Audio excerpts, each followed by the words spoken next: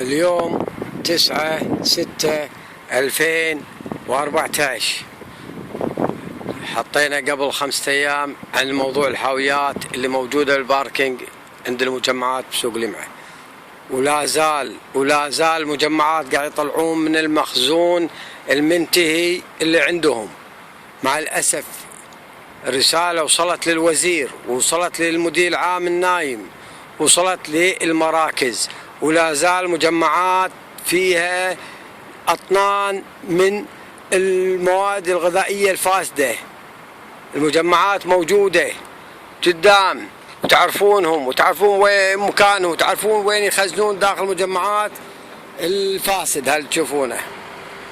شوف هذا كله مواد فاسدة، كل يوم قاعد يقطون.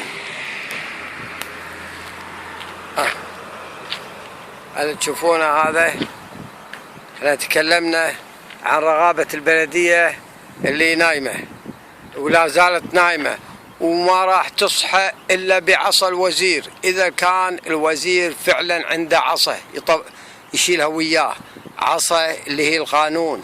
أما إذا بيتم كل واحد نايم مركزه ما يدري شو ينقط بهالحاويات، الحاويات ما يابوها المواد الغذائية، ما يابوهم برا، يابوها هالمواد المقطوطة. شوفوها، يابوها من داخل المجمعات. معناها المجمعات في مصنع داخل، في كل شيء موجود. احنا ما نقول اللي يورد او الوكيل، لكن المفروض الوكيل يلزم اللي ياخذون منه المجمعات انه قبل نهاية تاريخه بيوم يبلغون على الكمية الموجودة يرد ياخذها. ما يصير يخلون الامور بهالطريقة هذه. سلام.